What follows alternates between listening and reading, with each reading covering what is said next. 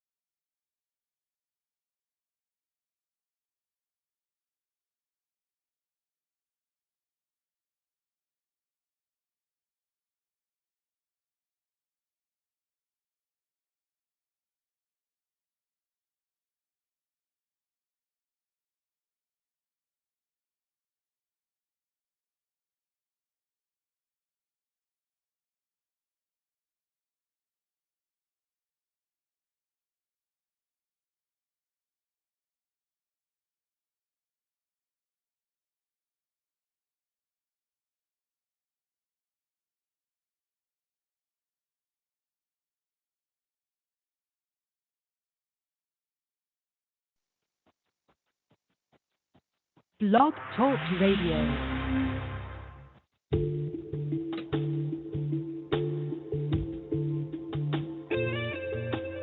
Welcome to Season 6 of Eye on the Future with Lady Fontaine and co-hosts Jim Elkin and Paul LaPlaca. To schedule a reading or learn more about Lady Fontaine, also known as America's #1 love psychic, be sure to check out Lady Fontaine's website at ladyfontaine.com. Now, here's Lady Fontaine with co-hosts Jim Elkin and Paul LaPlaca. Good evening and welcome to Eye on the Future. This is Season 7, Episode 2, and today is Thursday, January 27th, 2022. Happy New Year. We are happy to have you with us tonight. I'm your host, Paul LaPlaca, alongside our in-house spiritual wizard, Jim Elkin, and our resident psychic extraordinaire, Lady Fontaine. She's also known as America's #1 love psychic and is a certified life coach and relationship expert. We can all be reached at radio show at ladyfontaine.com. If you're interested in personal readings, healings, or if you have any topics that you would like to hear on future shows, please email us to let us know. If we select your suggestion for a show topic, you will receive a free introductory 15-minute psychic reading or a life coaching session with Lady Fontaine.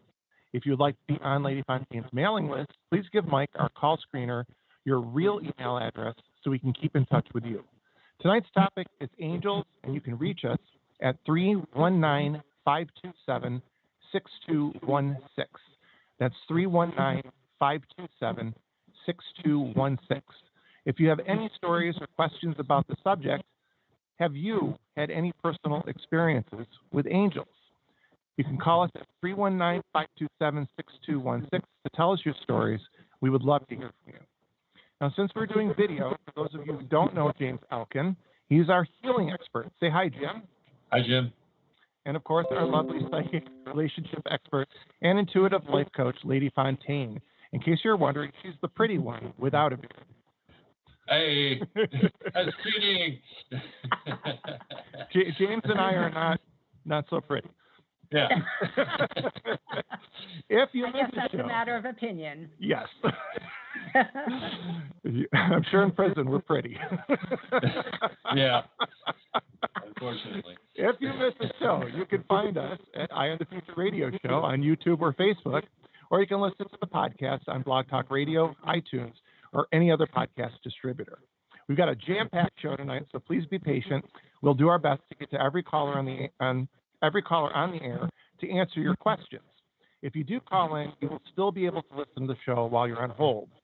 Now, before we get started, I just want to give everyone a gentle reminder that we can't help people with general questions. We would all love to know what the future holds for us, be it a relationship or a job. But in order for Lady Fontaine to tune into your specific situation, she needs specific information. Think of it like a phone number without an area code. A lot of people have the same number, but it's the area code that makes it a unique phone number. That little bit of extra information is very important, and so it goes with our show. We need to hear about a specific situation in your life in order to tune in to you. So please give us stories from your life, a specific situation, or we may not be able to get you on the air. We can't help you unless it's a specific situation.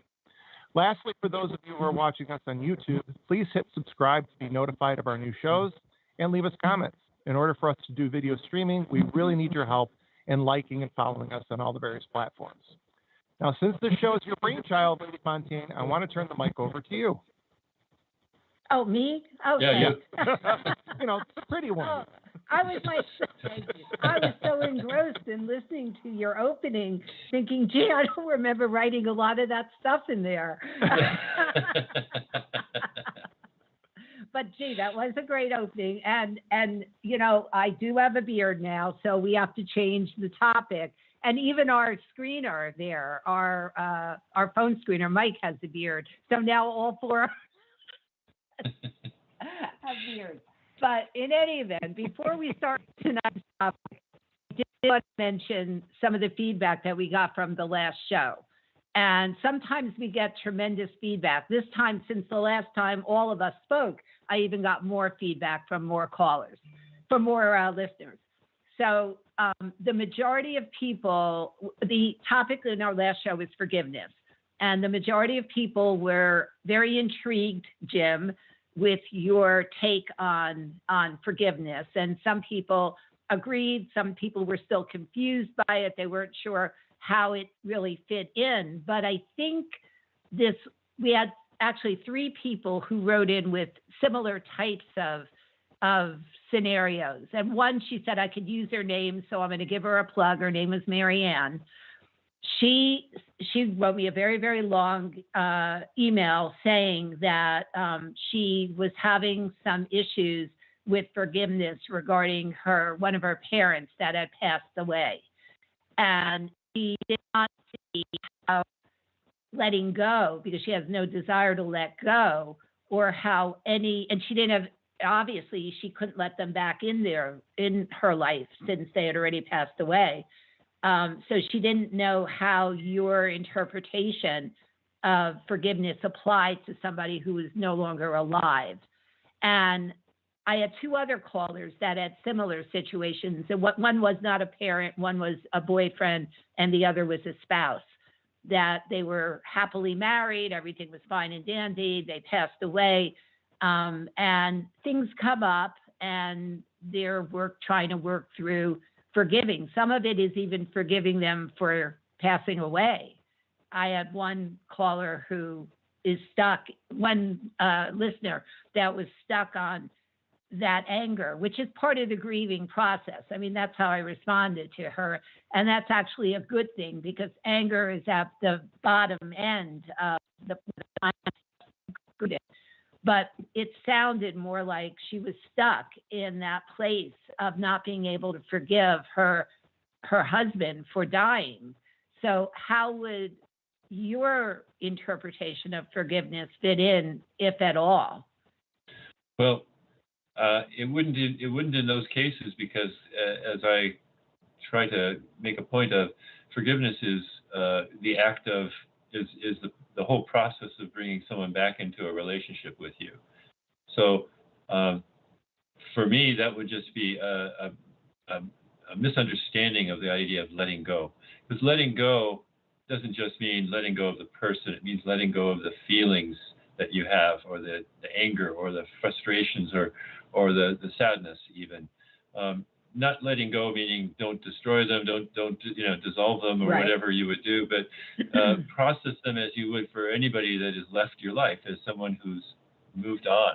They're no longer in your life, and these are no longer things you need to spend time on in your mind. And just allow them to flow and go, and move and go on to other things. All right, so we'll see if that helps, because I think the person who wrote me, Marianne, who wrote me that very, very long email, is kind of trying to figure out how to embrace it, but she felt resistance in not wanting to let go of anything. That's the problem. Regarding I'm sorry, somebody who passed away. A lot of letting go means letting go of attachment to that person. See, so if someone dies and I'm angry at them, that's a form of attachment. I'm still holding on to that person and angry at them. And at some point, I should be able to say, okay, I no longer have to hold on to that. You see? Yeah. They no longer hang on to the anger. So let no longer hang on to that person and have anger towards them. Meaning, you can't have anger towards someone that you're not attached to. I can still relate to that, because I've had failed relationships in the past, and my anger, and I knew in my heart my anger was all I had left. Yeah. And that's why I was reluctant to give it up, because I didn't have them. I didn't have them anymore. I didn't have them in my life. I didn't have their love. Right. All I had left was my anger, and that was the only thing that tied me to them anymore. And I was reluctant to let go, because it was all I had left. Well, and did you let go? Oh, I did let you let go of the I anger? did. Yep. Good. It's important to see that that's what's going on. And then you can decide how to deal with it. You don't have to just say, "Oh, I'm being angry, so I better," it means I'm still attached, so I got to let go. It's like there's a reason that you're still holding on, and there's something there, and you need to look into that in yourself. Do a little meditation and journaling on that to try and get a bigger picture as to how that dynamic is working in you. And you found out that that was it. That was all Yeah. left of that relationship was my Yeah. anger. You're breaking up, See, Joe. this is a little bit different. I don't know. Go ahead. Go ahead. Good now. How did you let it go? This is different than, say, what Marianne and a couple of other people had written about, because this was a relationship where the person is still alive but chose to move on. Right. But I'm curious, what were the steps that you took, or how did you finally let go?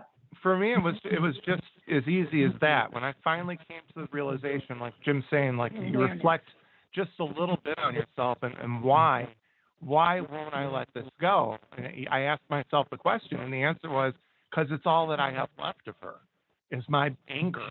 And I remember that real clearly. This was in college, where I had a girlfriend that had left me. And for all intents and purposes, when a relationship ends, in a lot of ways, they are dead. Their absence in your life is a death. There's no way for you to have a relationship anymore. There when they is don't the wanna. grieving, right? Yeah. There So is I the had grieving to look at myself and say, well, why am I so resistant to let go? And it was because I didn't have anything else, And then I finally was like, if that's all you have of the relationship that's left is Right. your anger at them, then Right. that's not That's a worth valuable thing to holding hold on on to. to. Right, Right. I agree. Especially when the only person getting hurt is you. It's me. And, Exactly. Right. and it's important to be patient with oneself in this regard. It isn't Yeah. like you've got to snap your fingers and it's going to go away. Right. It's because there is something holding you there, and you need to go through the grieving process. I mean, geez, when I give away something, I go through a grieving process. It's no longer in my room or in my house. It's no longer in my presence. There's a grief going on. It's Right. letting go. So it's not just people, but with people, there's usually emotions attached to that too, other emotions. I agree. Okay. I absolutely agree. Okay. So Rock anyhow, on. I don't want to stay stuck on this topic too long, but I did, because some of the feedback that we got was very heartfelt, and they were trying to figure out how to embrace your theory and your perspective of things. And I felt very drawn to share Marianne's experiences, because I could relate to it in certain ways. I mean, when somebody passes on, you don't want to forget them, but you can't let them back in. Right. But you want the attachment to the good memories, but how do you deal with whatever the anger is? So hopefully that was helpful to her. So in any event, tonight's topic is angels. Wait, before you go on, I yeah. have a thought, because one of the other things that I had to come to terms with my dealing with these lost relationships is there's one that I never got the answer to a bunch of questions I had for this woman in my life. And I was never going to get these answers. She was never going to tell me what I wanted to hear. And I had to come to terms with the fact that I would never have closure was my closure. That it's never going to happen. You're not going to get those answers. So that's the end of that road. So I in my mind, I always think your closure is you're not going to have closure, and that's Right. it. So that helped me immensely, and I stopped worrying about that and how bad that felt that I didn't get the answers I wanted to hear, and I just had to say to myself, it's like that's it. You're never going to get it, and that's Right. Right, and that's hard. And Yeah. that is hard, but that you have to do that. You have Yeah. to go through that process of, that's a typical example in my eyes of letting go, of Yeah. letting that hurt and confusion and not knowing. I have a lot of people who call me and just are trying to get closure on relationships, and truly what happened. I mean, that happened in my life, and there's no way to resolve it except close that door and let it go. Yeah. So I appreciate that. And closure isn't our right. It's something that's nice to have, but it's Yeah. not our right. And so, it's not an excuse for me to be, continuing to push on people. If I get closure, it's a blessing, but it's not something that I have the right to have. Right. And out of curiosity, though, like if I'm walking away from something, I would try to give some explanation. Of I course. wouldn't just slam doors unless somebody was brutally disrespectful or something like that. Then, screw it. Who needs to give any explanation? But under most circumstances, I would give some explanation. Would you not, Jim? Would you just close the Absolutely, door I to would. someone else? Absolutely, I would. I mean, And it Paul, depends. I assume As you you would said, too. it depends on how abusive the situation is. If it was abusive, I might think about it. Better not to open that door in any way. I had a very interesting caller today. This is off topic, but it is about relationships. And my first gut was I was trying to connect with the person's energy, and I really told them to run. I just didn't feel good about it. And then in thinking about it after the call, I really felt it was the narcissistic person that they were dealing with. But I'm curious what you think. This woman, she's been a client for a very, very long time. She met somebody. Well, actually, I don't remember how they met. I don't remember. They met a long time ago. And like a year ago or something. And, for a while, the guy was coming on strong. Then he just kind of disappeared. Then he resurfaced and he acted like, I think they saw each other on Match or Plenty of Fish or one of those dating sites. And he didn't remember the previous encounter. So she told me.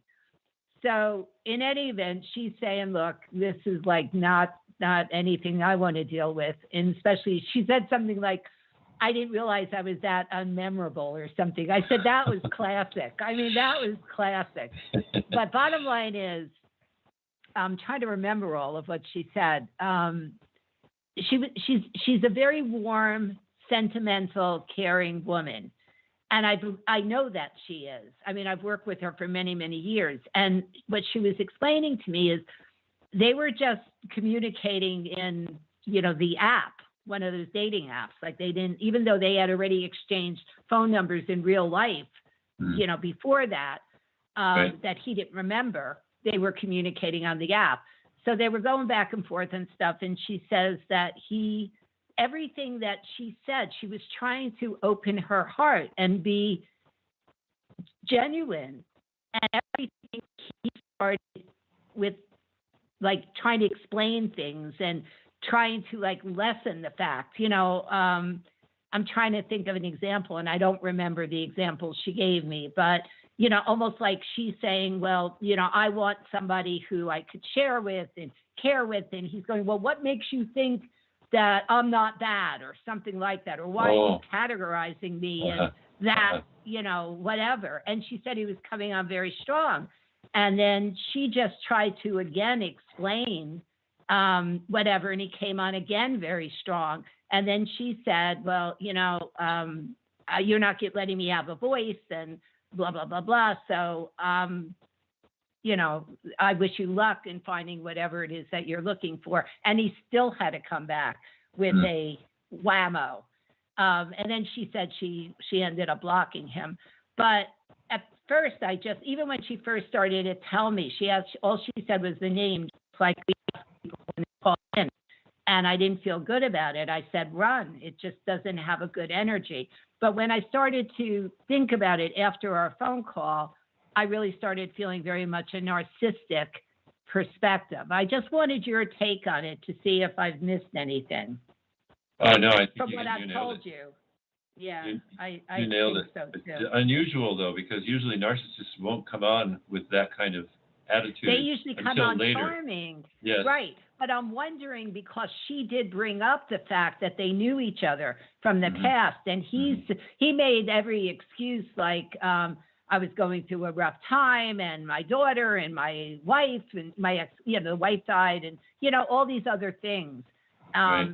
But you're right. No, that's why I wasn't sure, because a narcissist is very charming and want to marry you the first minute they meet you. That's right. Yeah. They promise you the world, and this guy was different. But I still And they're felt that everything you're looking for. So if Yes. she's listing the things she wants, he would be turning around saying, "Oh, that's me. That's exactly who I am." Yeah, exactly, yeah. exactly. But I did feel that narcissistic energy after, and I just wanted to ask your perspective. Paul, do you have anything you wanted to add to that?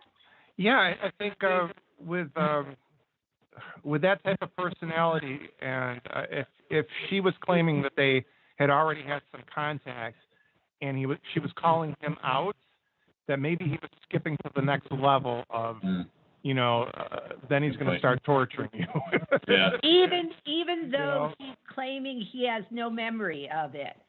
Right, but maybe subconsciously he feels like he's been caught, so now he's lashing out and he's being defensive and, Good point. using every avenue to try to strike a blow because he's lost her off the hook. Right. I don't know. Right. And I think she wasn't tremendously receptive because if a man's saying, I'm sorry, I don't have any memory of this, and I would be very offended myself. Yeah. I mean, I really would. Definitely. And I thought her line was perfect in saying, I didn't realize I was that, unmemorable or whatever her exact words were. But I was just curious to get your input in that. So, all right, are we ready to start with angels? Because I want to talk a little bit. All right, I would like to talk a little bit about two of my guardian angels and then two of the angels that I personally have that work with me when I channel. And then I have another angel. Well, I'm not quite sure if I could call this person an angel. I would say it's an energy that's very connected to me that is watching over me.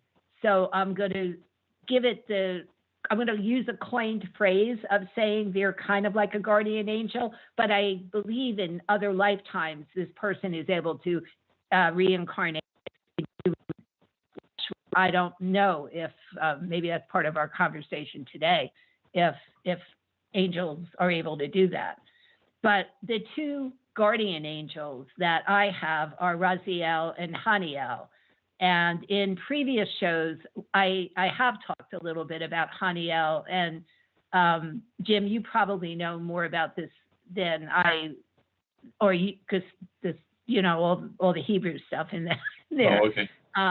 Do you remember where she fell in, where Haniel fell into that? But she actually, as far as history goes, Haniel is very, very powerful and very connected to the feminine side and love situations and romance and relationships.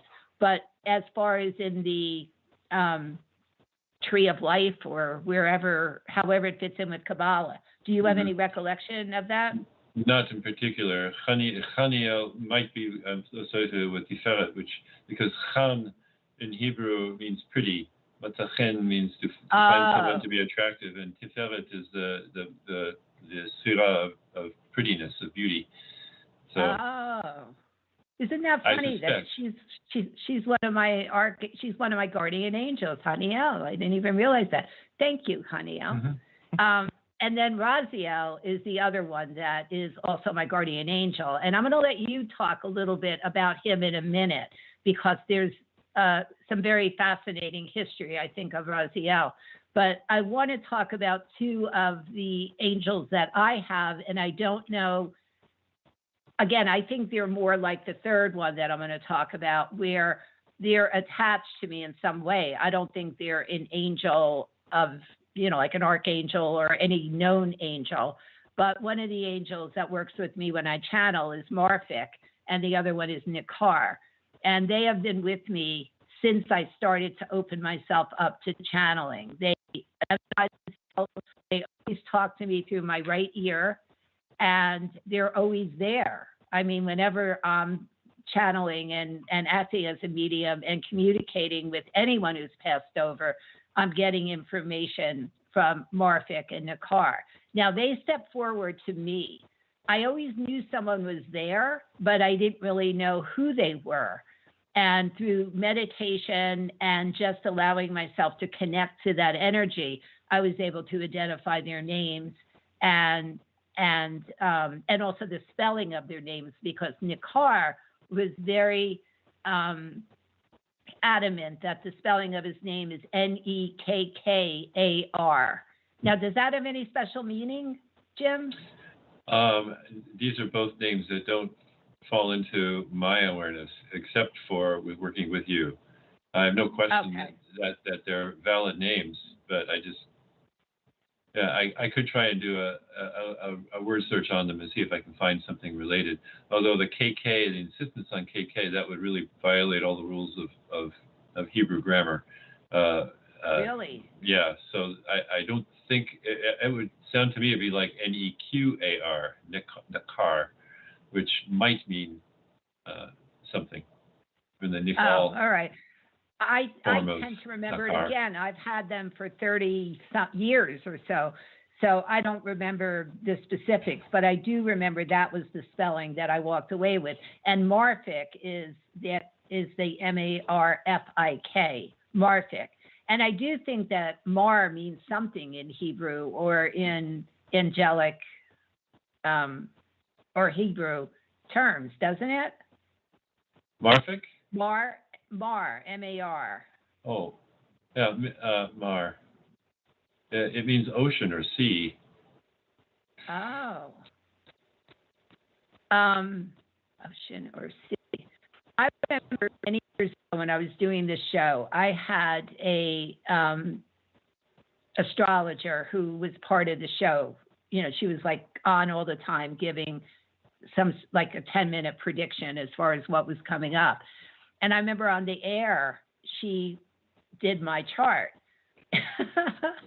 And when I told her where I was born, she was going, "This has got to be a joke." And I said, "It's not a joke." I said, "This is where I was born." And I was born in Neptune. Yes. And Neptune is the ocean, right by the ocean, anyhow. I mean, and isn't Neptune part of the ocean? Neptune is the god of the oceans. Yeah.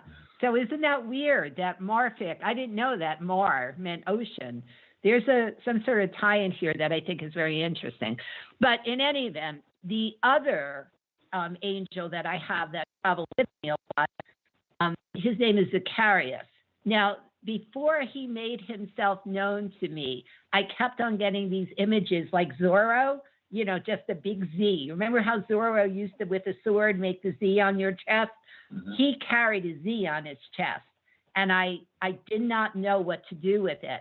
And actually, there was a psychic that I was friendly with. You remember, she came to a party once in Staten Island or Brooklyn. I forget where I was at the time. Staten Island. Staten Island, yeah. And she said to me, "Who is Zacharias?" And I go, "I keep on seeing the Z. I mean," and between the two of us and what we were picking up, we put the picture together. So he's my true soulmate, and he chose to not incarnate in this particular lifetime, which leaves me kind of dangling. Uh-huh. And that kind of explains everything. But he's in spirit, but he's very, like, if I do communicate with him, I get what I would almost say is immediate results.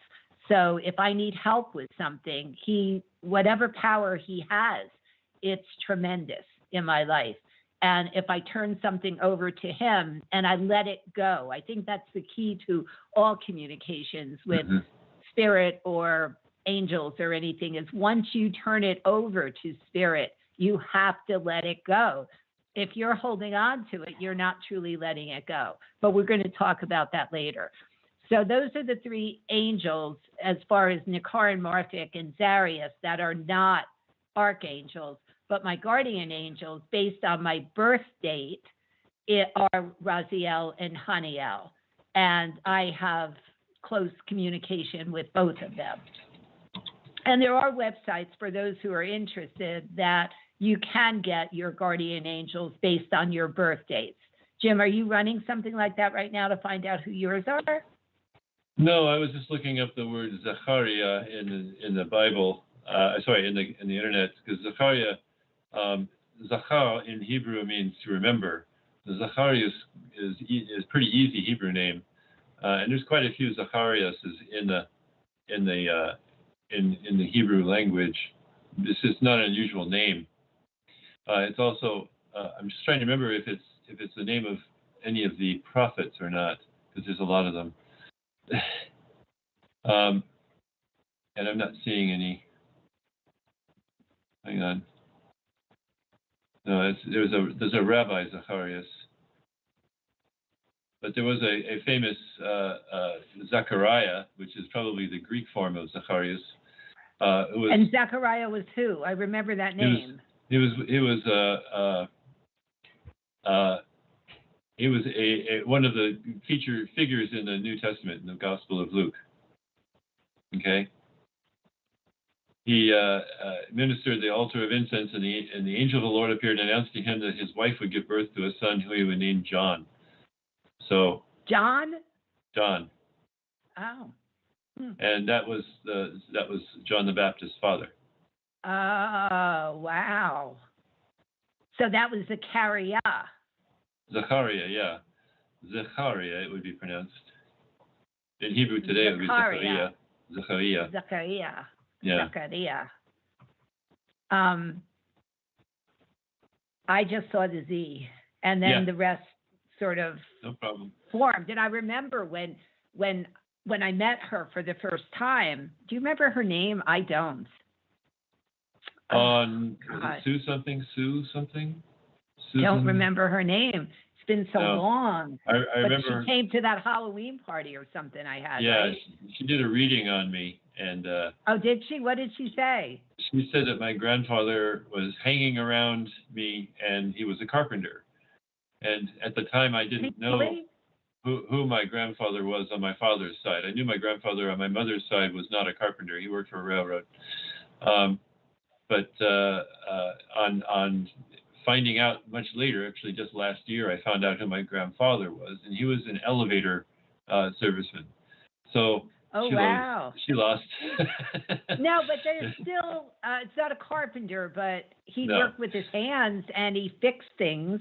Yes. So I can see where, look, what I always say to my clients, even though I know I'm very accurate with stuff, but what I always say is that this isn't like reading a dictionary. It's like you're taking bits of information that you either hear, see, feel, or just know. And we have to put it together into a story. So I could picture that if somebody is working, with their hands or something, that she would make that interpretation of him being a carpenter. I'm not seeing that as a no-go. Like I have a friend of mine who I did a life coaching session, but it turned into a little bit of a psychic reading a week or two ago. And she's seeing someone who's pretty well-known in the entertainment field. And he's somewhere, and she said, he's saying so-and-so passed away. And she didn't believe it because there was no press on it. And I said, I feel no deception at all. Mm-hmm. I do not feel any deception in his energy. And then she just told me this week, she said, you were right. It's hit the press that they passed away, and everything he told her was true. But there was absolutely no deception. I felt 100% confident in telling her there was no deception. But, there's things that I tell people that, sometimes I see it as a hit and they don't. I would see that with hands. Did she say that he works with his hands and stuff? No, she said that he was a carpenter. Oh. All right. Well, like if I said, I don't remember. She might have said the other things, but I didn't hear that. I heard carpenter and I went, oh. Right. Like if I said he's a stockbroker and he turned out to be, a conductor on a railroad, I would say that was not a hit. There's no way I could tie that together. Right. But if I said he was a stockbroker and he turns out to be accountant. Yeah, or, something else on Wall Street, or, even I could even tie it in if he even was an architect to the buildings on Wall Street. Mm-hmm. I would say that would still give me the same feel energetically. It would. But so I have a question. I'm very interested in what you were talking about with the four angels that you're mentioning. Do they identify themselves as angels, or they just give you their names and offer their services as a guide? How did you open up to these spirits? The Raziel and Haniel, they, years ago, there was this. It was really strange. I mean, I signed up for this email thing many years ago, and I didn't even know what I was signing up for. And they, every day I would get an email from them. And one day I was having a really rough time. And I said, let me just see what this is. And it was a message from Raziel. And then I said, why am I getting a message from Raziel? And then I went to their website, and you enter in your birth date and they tell you who your guardian angels are. Now I thought, are they just making this up? So there must be some formula or algorithm with this, because I went to several other websites that tell you who your guardian angel is, and they all came up with Raziel and Haniel. So based on your birth date, there is some formula. So those were given to me, and Haniel and I just had that immediate connection. As soon as I heard her name, I said, whoa. And I didn't know the history or what she represented. I mean, Jim just told us the beauty and the this and that, because that's so much a part of my life. But I just connected with her energy. So it's very easy for me when I'm in need or not having a good day or something to lean into that Haniel's energy for support. And the same thing with Raziel. With Marfic and go ahead. Do you get an impression from them that they can take a physical form, or are they strictly spiritual or interdimensional where they can't have a corporeal form? I believe they could take a physical form, but I don't know that they could reincarnate into the human form. But I believe in if something, I believe like if something happened and this miraculous thing happened, and I felt their energy, I would feel that somehow they either brought somebody or that was them that somehow manifested into physical form. Right. I mean, have you ever seen photos? I've seen them online of accident scenarios, and you'll literally see an angel above it. Yes. And then the person walks away and they're totally okay. Yeah, I have without. Right. I would say in that situation, that's sort of like, it's not absolutely a physical manifestation, but it's some connection. But I think they can take physical form. I just don't think that they can, or would they want to incarnate into a physical lifetime. I'm not sure if that's possible, right? Because they're from Judeo-Christian teachings I've come up with. They're a cut above us in terms of their development. So I don't think they can inhabit a body like our spirits do. I don't know for sure, but that's my impression. Is they're above us. And let's go back to Lot. Remember Lot in the Bible? Yes. Okay. And the story of Lot, he lives in Sodom and Gomorrah, okay? Amorah in Hebrew, Amorah. And in Sodom and Gomorrah, they're doing all these awful things, and he's the guy living there. He was the righteous man. And two angels came to visit him. And the people of the village, or the towns, came and surrounded his house and said, we want to have sex with these guys. So they have. Is this in the Bible? Yes, it's in the Bible. Oh, there's a lot of stuff in the Bible, let me tell you, sweetie. They were clearly physical, and they were walking around and doing everything like physical people and talking and everything, and appearing.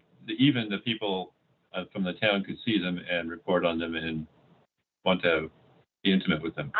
I think they can take physical form, but I don't think that they incarnate and live a full lifetime on this earth. Probably not. They want to do that, but I do agree. Well, I mean, who am I to dispute the Bible? But I do agree with that concept that I think they have the ability. I don't necessarily think that they want to, but as far as Marfic and Nakar, I knew there was something there. I mean, I used to hear these voices that would sort of give me information, and then I felt a very safe and secure feeling. And I actually got to the point where I wouldn't channel unless I felt that they were there. They were always in the background, and slowly they started to step forward. And when I was when I first started really understanding my own abilities to do this, and I developed it even further, I would not do anything unless they were present. I mean, they were like my grounding force, and they were also my protection. What's your communication with them like? Can you ask them questions about their existence and what they are, or is it more of a one-way street coming in towards you? How do you converse with them? That's interesting. That's a great question. Actually, I've never really thought about sitting down and having a dialogue with them. Usually, they're just feeding me information. And sometimes I'll say, okay, Marfik is doing this, or Nakar is doing that, or they're actually giving me the information. It has come to such a point that close friends of mine, if I'm doing channeling with them, they could actually feel the wings surrounding them of my angels. Wow. They could feel it. I've had many people say that I could feel the wings of your angels surrounding me. So I've never thought to really ask them, but that I have a feeling if I did ask them, they would give me answers. So I would be fascinated to know like more about them, like if they're part of this dimension, can they cross over to like a parallel space, like, or are they strictly here? You know, what all that stuff means is really interesting. I will do some communication with them. I mean, they're always there, like they do answer questions, but I've never thought to ask those kinds of questions. Usually I'm asking questions about whoever I'm channeling for, right? You know, and things that are related to that. And even my mother used to come through a lot, that I would feel her in the background also. So she certainly was in human form, but she's taken on the role of being sort of instrumental in my ability to be able to channel and feel safe and secure, you know, that I'm not drawing in any negative energy. And then the last entity that we talked about, Zacharias, he's my true soulmate. Maybe he's a twin flame. I don't know. But the information I've gotten is that is my true soulmate. And he chose not to incarnate, and I chose to incarnate in this particular lifetime. So I believe that there are experiences that I needed to have for my spiritual development without having him either as a support or as a partner. So or maybe he was more useful to you in spirit for your development. Maybe he can help you more outside. And I do rely, like I say, when I don't easily turn things over to him because I'm such a control freak. So when I get to my breaking point and I do turn things over to him, I tend to get very quick results. And there's never any doubt. I know it's in his hands and I trust that. And I think that's the key to manifesting anything or to doing any work with angels is once you turn it over to them, you have to release it and let it go. Otherwise, you're still controlling it. And you're not going to be able to bring it into your life or manifest it. So right. I would say Zacharias, for me, my Zacharias is a human, I believe, who watches over me that I consider to be part of my guardian angels, though he's, I believe, because unless I'm an angel, and I doubt it. Oh, do I doubt it? Do I really doubt it? But, you know, so now I'll blush more. I'm going to turn myself off. You guys talk about. We have a lot of callers. We should take a caller. We have a lot of people calling in today. Okay.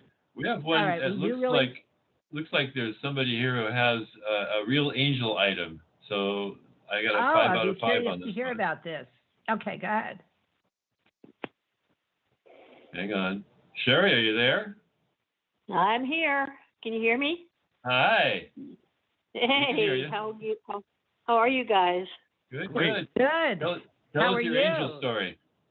Yeah. All right. This is my angel story in regards to my son Justin, my first son. Yes. He died in Daytona during Bike Week. He was killed in a midair collision, and because it was Bike Week and there was a lot of activity in Daytona, everybody knew about this accident. It was off of Flagler Beach, and both planes went down in flames. And so my family, a lot of my family came to Daytona, and there was one night that we were out eating dinner, and my entire family somehow, some way, ended up disappearing, and I don't know where they went. But I was sitting there at this table by myself, and there were about 5 other family members who just weren't there. Maybe they went to the restroom. I don't know, but I was by myself. And this man comes down, and he sits right beside me to my left, and he starts talking to me. And I can't remember the conversation, but I remember being very comforted. And so we talked quite a while, and then he was getting ready to leave, and I said, well, what is your name? In case everybody came back, I wanted to introduce him. And he got up, he looked at me, and he said, I'm an angel, and walked away. Oh, my God, Sherry, I have the chills. It was profound. Can you, now, let me give you some, let me give you some advice. Draw on that energy. Draw on that comforting energy. Like I talked before, the way I lean into Haniel, lean into this angel's energy. He's there to comfort you because you still struggle at times. And who won? Yeah. Who won? I mean, she lost her son. He was 24 years old. Yeah. I mean, it was horrible. It was beyond devastating. But he was in human form. But I will never ever forget how he just turned around and he looked at me. I still have the chills. And he walked away. I still have the chills. So nobody else saw him or interacted with him but you, no right? No one else saw him. Nope, no one else saw him. And they came back, and I was just sitting there like, you won't believe what just happened. But I have another angel story. But how did you feel when he got up and left? Oh, very much at peace. Just peace. Just comforted. I want you to draw on that energy. I really do. I want you to lean into that. Okay. Remember that. That was there for you. That was big. That was monumental.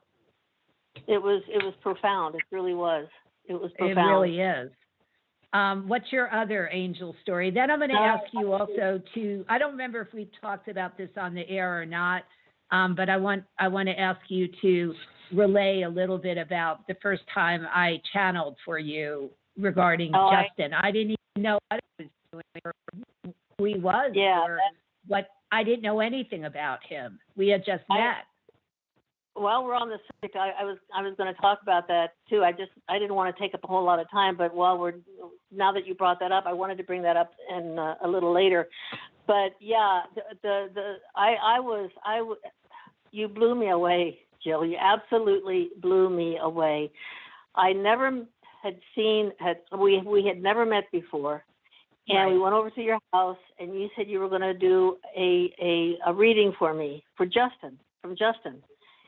And now, did I remember that he died? I don't even remember what I knew. I didn't know much about anything. You didn't know anything other than he was dead. That's all you knew. You didn't know when. I think you knew his name, but you didn't know anything else. Nothing. You had no information. And we did it that way on purpose. We did that deliberately, so you wouldn't. I told Mike I did not want to know anything. I didn't ask any questions, and Mike did not tell me anything. Yeah, and so that morning I talked to you on the phone, and you said, I'm getting all kinds of information already.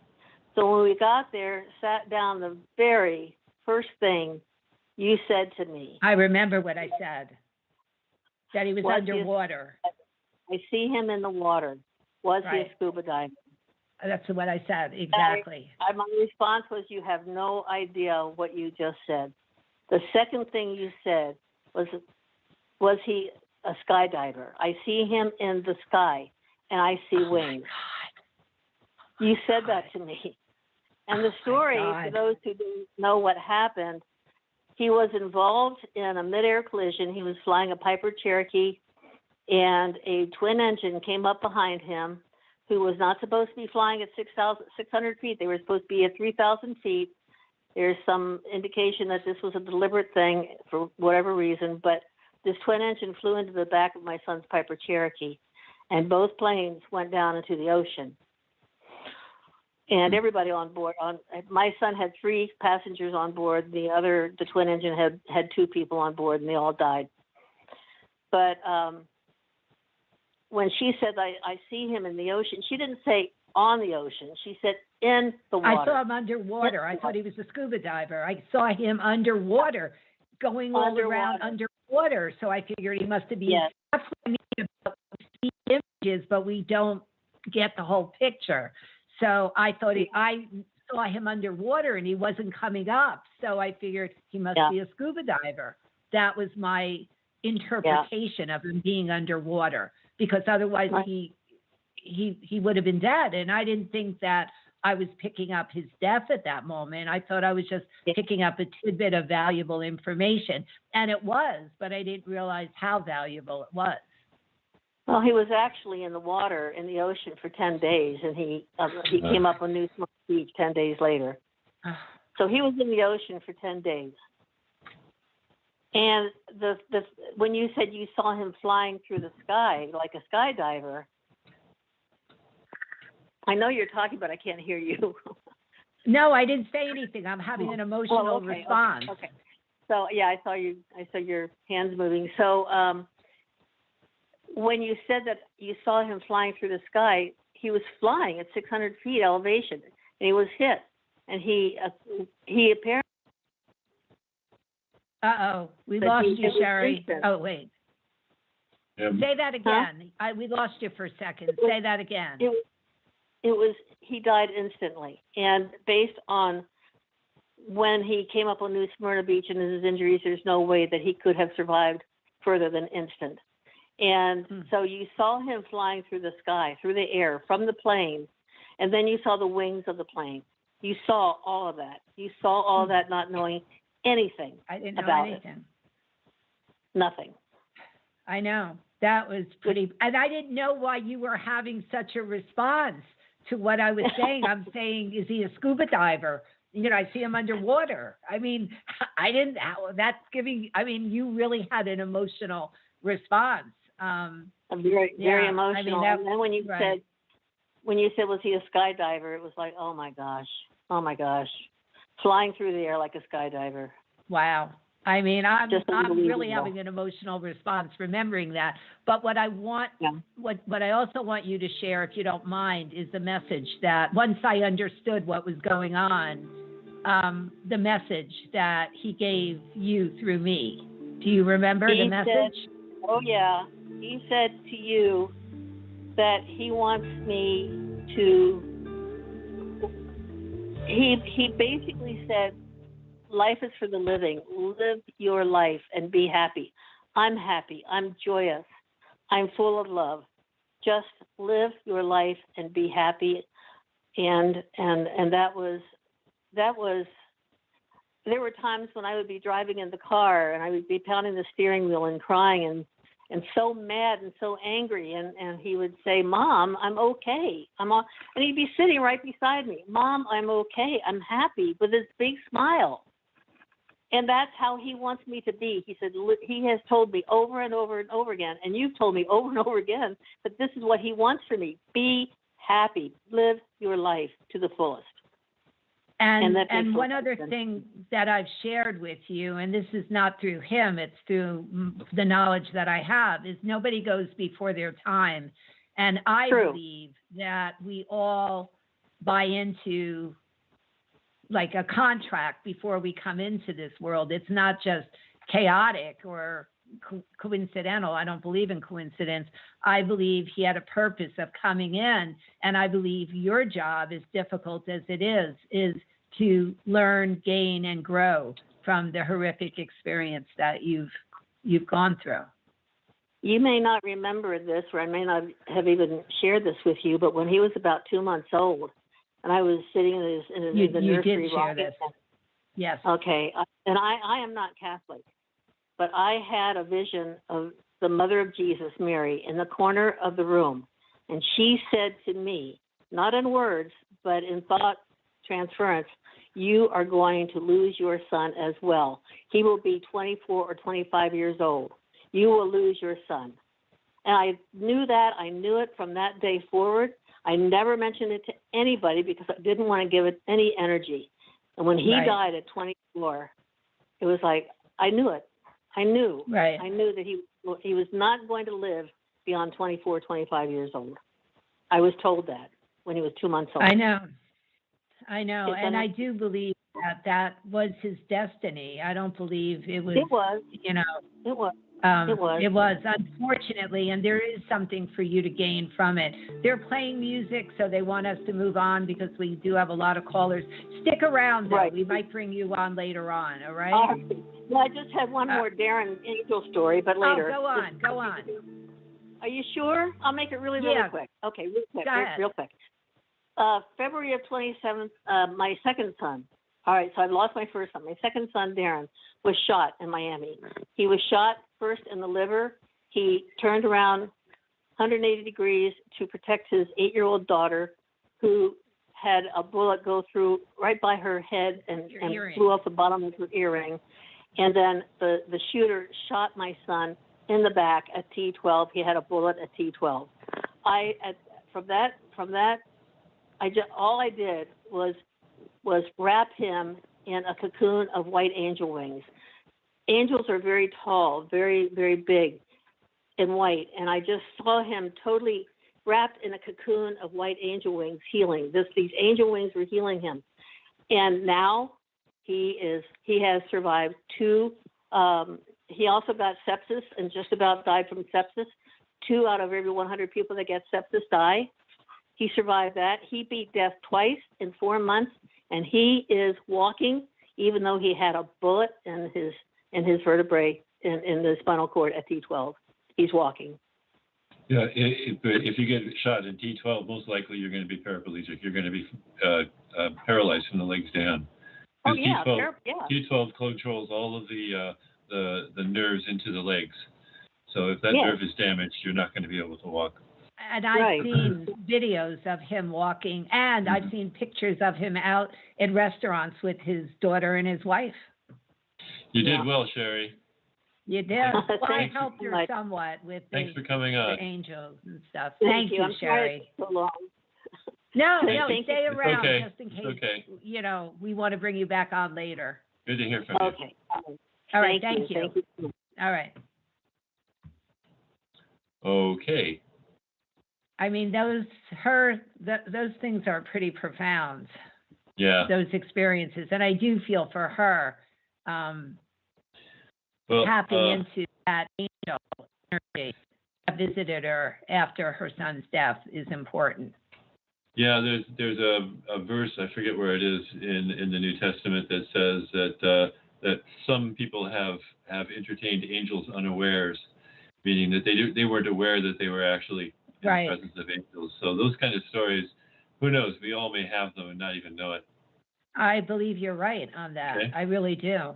That's why I'm curious. I'm very curious when Paul gets back on to understand why he thought that they couldn't take physical form. What was your feeling behind that? I know you said it had to do with the Judeo-Christian beliefs, That's just but my memory, growing up, that they were somehow in spirit, and while they appeared to you, they might not be a physical body.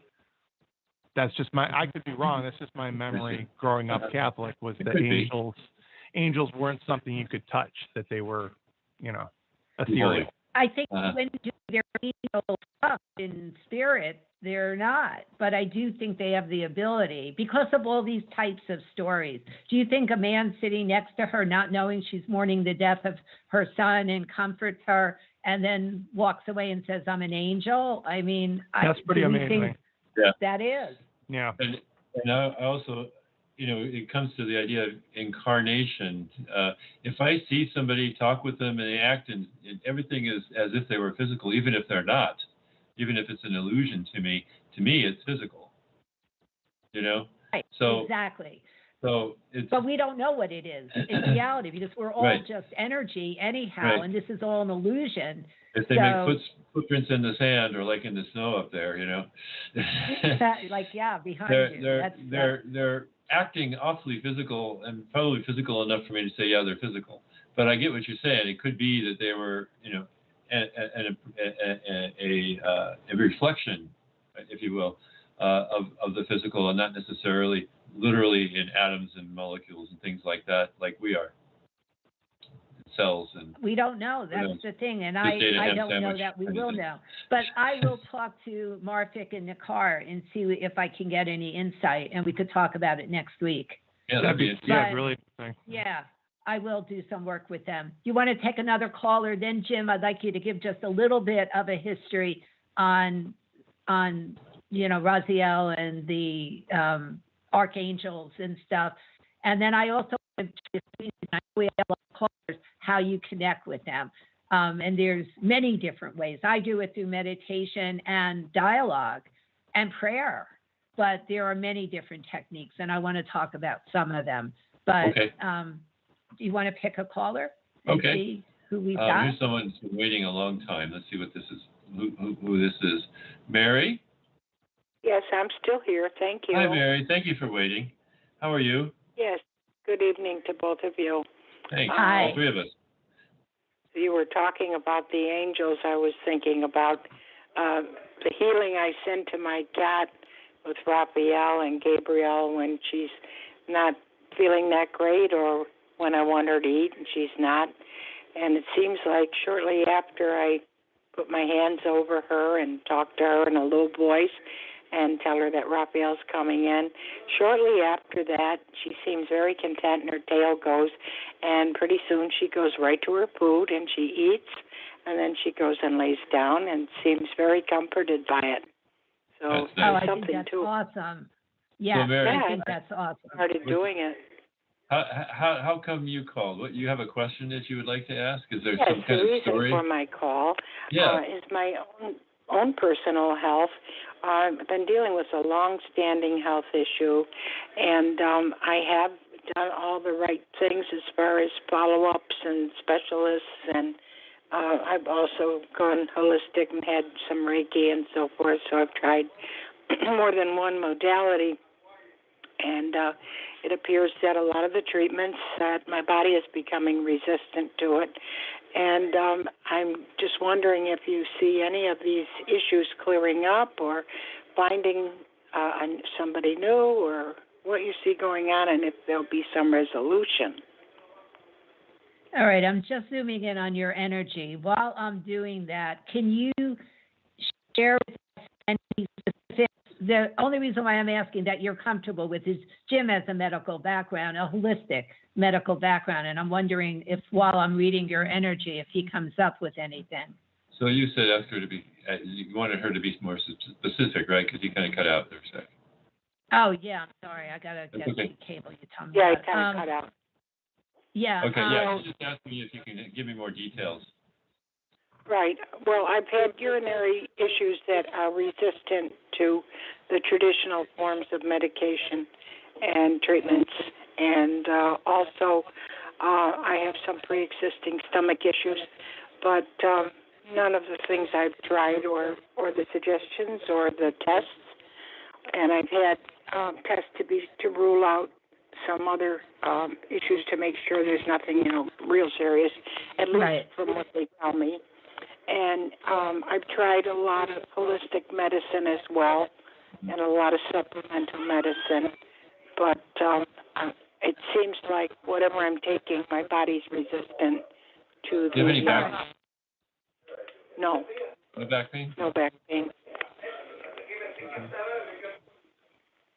All right, I'm going to say a few things, Jim, what I'm picking up, and then because Jim has a holistic background in holistic medicine, so that's why I wanted some more specifics so that maybe he could help you.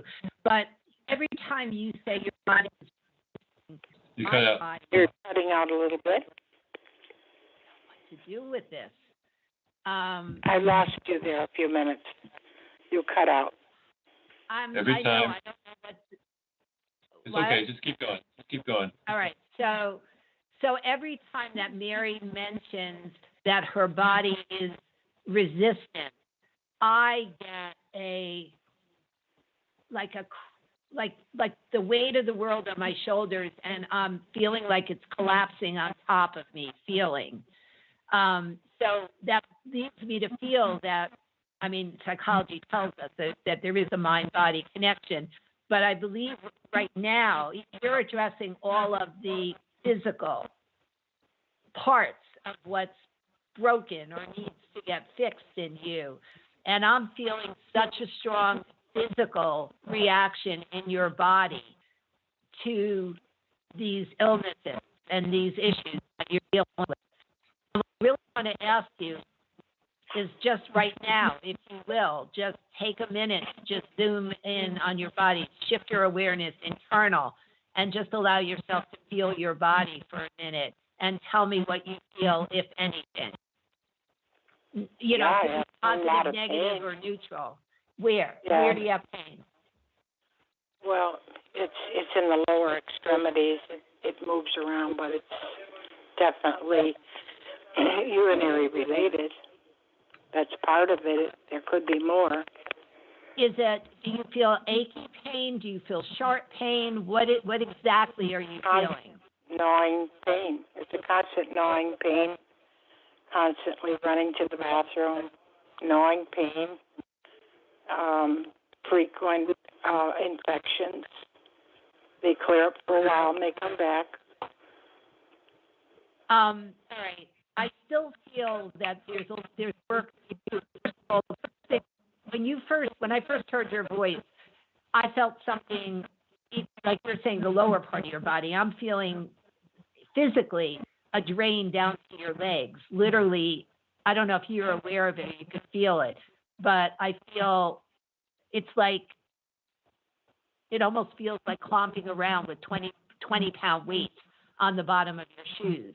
Are you aware of that at all? Like, do you feel that? Well, it's harder for me to walk. I wouldn't say specifically I have leg problems, but it's harder for me to walk. Do you have any edema, right. leg edema?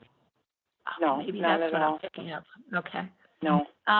But maybe that's when, like I was talking before about my interpretation of things. It feels like, you know, she can't walk well, and that's pretty much what she's saying. I'm not sure how that's tying in, but I do feel in your energy almost like, you know, a genuine desire to get well, and I do feel you've looked at and tried everything. There's resistance going on inside of your body. That, where are you located? Are you in New York? I'm in South Florida. Oh, I didn't even look at the where you were calling from. I really would like you to find a practitioner that works with the mind-body connection, but from a medical perspective.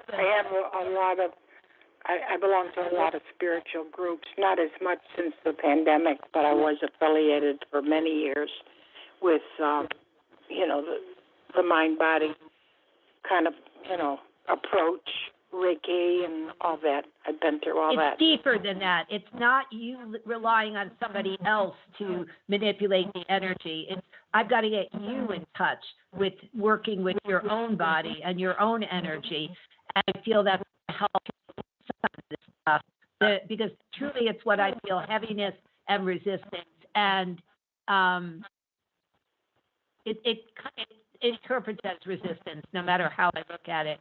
A resistance, there's something there there's a spiritual and an emotional lesson here and gift for you that you need to find. So it's not so much the Reiki where someone else is doing it. It's like Jim and I do a lot of inner child work and working with the body in the way we work with people, as well as being able to release it from an emotional standpoint. But there is something in there, and ironically, it has nothing to do with the areas that are being affected.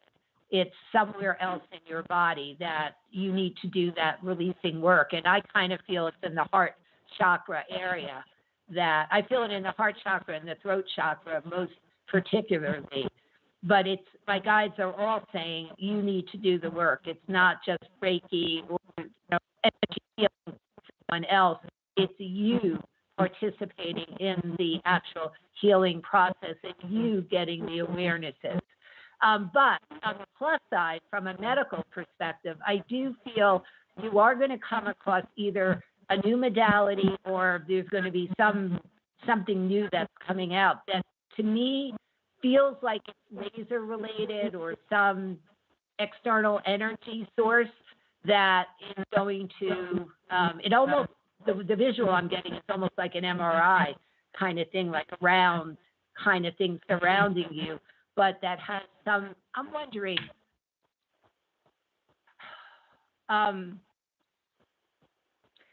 far infrared. I don't know, that's working with the lights and everything. Far infrared is a type of infrared that penetrates deep into the body. Usually used for muscular things instead of, yeah. I don't know, it just came to me, but what I'm visualizing is sort of that looks like an MRI, and you go into it, but it looked like it was light or energy related. So there may be some breakthroughs or some new techniques that are coming out that will affect you. But to me, it doesn't feel like it's like 5 years down the road. I feel it's this year.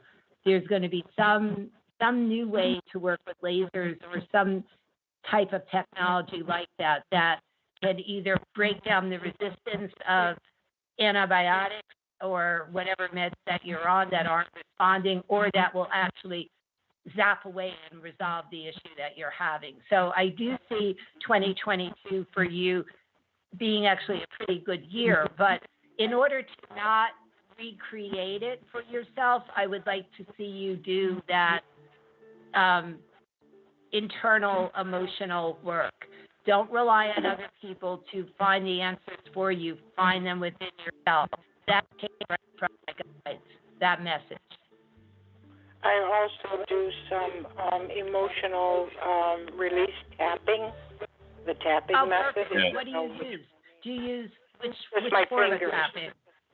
Yeah, just the fingers with the tapping, even though I have this problem, whatever it is, and tapping in a specific acupressure location. No, I learned that from a workshop. Yeah, no, I'm certified in thought field therapy. I was just trying to figure out which tapping you're using. Emotional, EFT it's called, EFT, emotional. Okay, it's pretty powerful stuff. That is pretty powerful stuff. And you allow yourself to shoulder issues and things. And do you allow yourself to really feel the physical pain when you're doing the tapping? Good. Keep on doing that, but there's that awareness piece that feels like it's important. There's a message in this for you that's actually powerful. Before we go, Jim, did you have anything you wanted to add from a No, that's good for me. That's good for me. All right, Mary, thank you. Thank you, Mary. Good luck to you. Okay. Check in with us and let us know how you're doing. Gentlemen, will do. Thank you. Night. All right, bye-bye. Okay. Well, you haven't done a medical reading in a long time. I know, and actually, you were going to do the medical readings for me. Well, I was getting started, but I would need to go into deeper detail because some of the materials that she brought up, I'd have to know about the urinary problem and a lot of details about, her physical processes that she might not be comfortable about reviewing with me on the air. Right. So I figured it was better to let you do what you do, which is probably more powerful and more important. And actually, the throat chakra and the heart chakra feel blocked in her, and I just feel that needs some work. So actually, Mary, if you're still listening, when you're doing the tapping, focus on your heart chakra and your throat chakra. When you're doing the tapping, carry on. Focus on your heart chakra and your throat chakra, and see if that also starts to shift anything in how you feel. But I feel you'll make some emotional breakthroughs by doing that. Okay. I'm definitely going to have to work on this problem. This is new, though. We've never had this problem before with my mic. Yeah, we could talk about it after the show, and I'll give you some ideas. I'm just getting this. Would you like me to introduce Raziel at this time? Would you please? Thank you. Okay.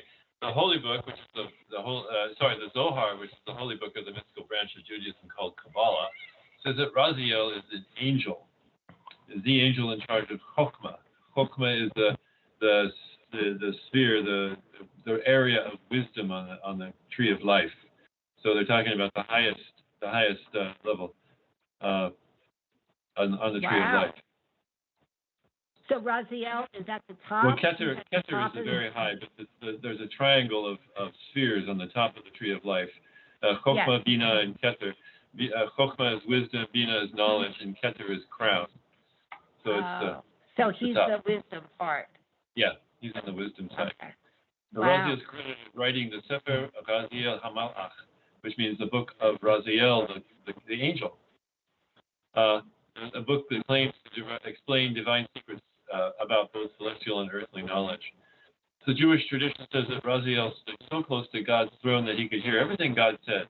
Then Raziel wrote God's secret insights about the universe down in the Sefer Raziel HaMalach. And then he began the book by stating, "Blessed are the wise by the mysteries coming from the wisdom." Some of the insights that Raziel included in the book are that creative energy begins with thoughts in the spiritual realm and then leads to words and actions in the physical realm. How would we interpret that? If this was a show on manifesting, how do you think we would interpret that? I think it's talking about the matrix, meaning that the matrix is a word that's used a lot with occult groups that are doing practical magic. And so the matrix is where you create the connections between yourself and some idea or something, some object, and establish a relationship between yourself and it, and then it becomes a physical reality by going through down the layers of the tree of life to become a manifestation in the physical. So that's how it hits me. Energy begins with thoughts in the spiritual realm and then leads to words and actions in the physical realm. So the way I'm reading that, because typically when I'm manifesting, I make that very strong suggestion, just like I did with what we were talking about earlier when we turn it over to spirit, is to let it go. But here, there are still words and actions that we need to do. Now, doesn't mean necessarily your words and actions. But to some degree, like I'll say to clients, sometimes people want to manifest a relationship. Well, if they sit home and do absolutely nothing about that, just watch TV or something like that, and don't make any effort or any change, what are the possibilities that Mr. Right or Ms. Right is going to appear and knock at your door? It could happen. Your neighbor, somebody could move and your next door neighbor could end up being Mr. or Ms. Right. I mean, it can happen, but typically that would mean that put yourself out there, do something that would then open a door to be able to draw in experiences. That's what the thoughts are. Explain that. What do you mean that's what the thoughts are? Your thoughts in the spiritual realm. So you're creating ideas, you're connecting mentally with this thing. And then that leads to words and actions in the physical realm. That's not talking about you necessarily. In fact, in the physical realm can mean anything and anybody. So the thoughts are the action, the magical part, and the rest of it is right. There's no doubt about it. So again, if this was the show on manifesting, and I hate to sort of sidetrack on this, one thing that I teach is it's not so much like everybody wants the big house, the boat, the car, and stuff like that. It's not focusing on those physical things. It's focusing on how that would make you feel. And usually it boils down to a sense of security or comfort or peace or happiness. Those are the essence of what all that represents, rather than visualizing yourself in that big house. That, to me, it's more important how you feel when you're in that big house. And what does that offer to you?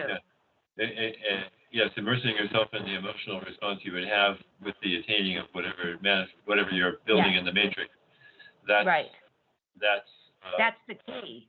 That helps to empower it. It isn't necessary, but it helps to empower it. It means make it stronger. You know what I mean? For me, it's necessary. For me, personally. Some people don't have to go there. Some people can actually just do it by seeing it, or maybe because they're visualizing something that would lead to an outcome that they feel good about. it's a different story. But Right. but nonetheless.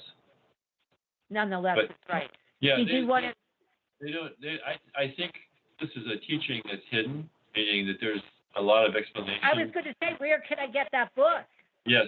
Well, even if I you love read the book, you might Raphael. not understand it because a lot of these books aren't intended to be read and therefore and then practiced. They're to be interpreted and taught.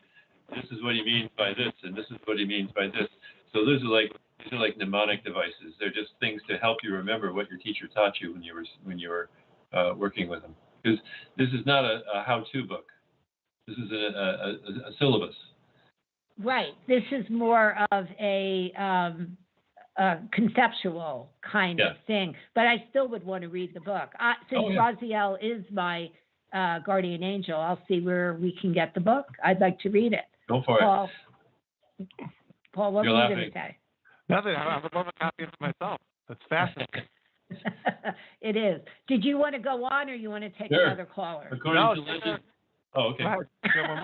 According to legend, Raziel gave Adam. This one thing. Go ahead. Raziel gave Adam and Eve. I want to hear this. According to legend, Raziel gave Adam and Eve the Sefer Raziel Hamalach. We're going to call this the SRH because it's a lot of words. After they were expelled from the Garden of Eden as punishment for eating the tree of knowledge of good and evil. Other angels were upset that he did that. However, so they cast the book into the ocean. So you can't really get it unless you can scuba dive. But maybe I could channel it somehow. Eventually, the book washed ashore, and the prophet Enoch founded and added some of his own knowledge before he was transformed into the archangel Metatron. The Sefer Raziel. I mentioned him before. Yes, you did. Raziel Hamalach then passed on to the archangel Raphael, Noah, and King Solomon, according to legend. So the Targum. King Solomon? Yeah. Shlomo HaMelech. The Targum of Ecclesiastes, which is a commentary, says in chapter 10, verse 20, that Raziel announced divine secrets orally in ancient times as well. Each day, the angel Raziel would make proclamations on Mount Horeb from heaven of the secrets of men to all that dwell upon the earth, and his voice resounded throughout the world. And that's that. That's profound. That is profound. You could see why there's no way I could have gotten through that myself. I had a tough time on my way. own. I don't read Hebrew and English very well. It's a little weird. Do you read Hebrew in Hebrew? Do you actually read Hebrew? Yeah. Wow, of course he says. Of course. I mean, like we all know. I'm the guy, if I'm interested in something, I learn the language. I'm learning Tibetan right now. Wow. How are you? There you are. Well, I know you know because sometimes when I would channel, I would say words in Sanskrit. I wouldn't even know what I was saying. And Jim would say, oh, that's Sanskrit. Yeah. You remember that? I wouldn't even know what I was saying. But in any event, I know we have a lot of callers. So let's get back on the switchboard and see who's waiting to hear from or who we're waiting to hear from. We've got Lisa's been on for a while. Let's talk to Lisa. Lisa, you there? Hello. Hello. Welcome. Hi. Welcome to the show. How are you? Thank you. I'm fine. Hey, you had that other caller on that was talking about her son. Uh-huh. And the passing of her son. Yes. Well, this is my experience. My son has been gone. He passed. It'll be 6 years this June. And he was an adult when he passed. And I became a big-time meditator in the middle 80s. And when I was in meditation, a voice that I've only heard twice in my life, that this time that I'm talking about, and then years later, and for another thing, something different. And so the first time I heard the voice, I was in meditation, and the voice said, your son is going to die. And he was 9 years old at the time, and he was very healthy. And I was so flipped out when I got that message. I was embracing manifestation. I had manifested some tremendous things. So anyway, in my flipped out state, I went to a pastor who since crossed over. He was a pastor of a New Age church. And I was telling him about it, and he said, don't pay any attention to that. That's fine. And I had him do, it was supposed to be very accurate. I had him do a number of readings over a period of time for me because I was concerned about, I wanted to do what was right for my sons that I was raising by myself. And so my son did pass. And some of the readings, and he was always helping, some of the readings that I'd had from that pastor, I remember, especially at the time that my son passed, and afterwards, where the pastor was feeding me information in some of the readings. He didn't want to come out and say it, and he was telling me stuff, and so now I connect the dots. And there's just no way. I've gone to a lot of grief counseling, and one of the grief counselors said at one point to me, we're all going to die. We're all going to die, death and taxes. And so anyway, when she was talking, I thought, well, I didn't have exactly that experience that she was talking about, but I had a kind of a similar experience in the way of getting a message. And I don't know if they thought that message was going to be helpful to me in dealing with it. I have no idea. But anyway, that's what it was. But I called. It did what it was supposed to do. Whatever that is, we don't necessarily know, but it did what it was supposed to do. Right. Wouldn't have happened otherwise. Yeah. Right. Exactly. So I had a question about something else. I had a question about, I have been very careful about COVID. I haven't had COVID. I have all my meetings by Zoom, and I don't hang out the way I used to hang out with groups prior to COVID. But I relocated recently, and I've just become so antsy, and I busted out, and now this week I've just started signing myself up to different things where they're kind of like in group settings. One is a pottery studio. I'm out of many things I do, one is the pottery. I'm a potter. And so I'm going back into the pottery studio. And the other thing is going to have people come over and look at the place that I live and give me an estimate on some work I want done. So there'll be people here. And then I'm going to start meeting with another person in her office once a week. So I'm now, and then I'm picking up my little grandson this weekend, and he's going to come spend time with me. I haven't seen him at all through the holidays or anything because it's COVID related. His mom had COVID, and there were icy roads I couldn't drive on. But I just don't want to get sick. I used to get pneumonia every year, and I haven't had pneumonia for about 5 years. And I certainly haven't had COVID, and I've gotten all the shots, and I wear a mask. I'm just wondering, if you pick up anything as far as me putting myself out there. I'm just so tired of isolation. I'm so sick of it. And I do a lot of one-on-one stuff, go out by myself to the park and whatever. But I think a lot of people are feeling what you're feeling, Lisa. Thank you. Right. What do you say, boss? And I actually feel that and this is not just psychic, this is what I feel in general, that the negative ramifications of all this isolation is making all of us worse. And what did we learn when we were kids growing up? That part of what builds our resistance is exposure to, I know right now in the political realm, they don't talk about herd immunity or natural immunity, but in reality, all the hand sanitizers and the this and the that. I mean, prior to COVID, we're hearing that stuff is actually causing more detriment to us because our body isn't able to build up that resistance.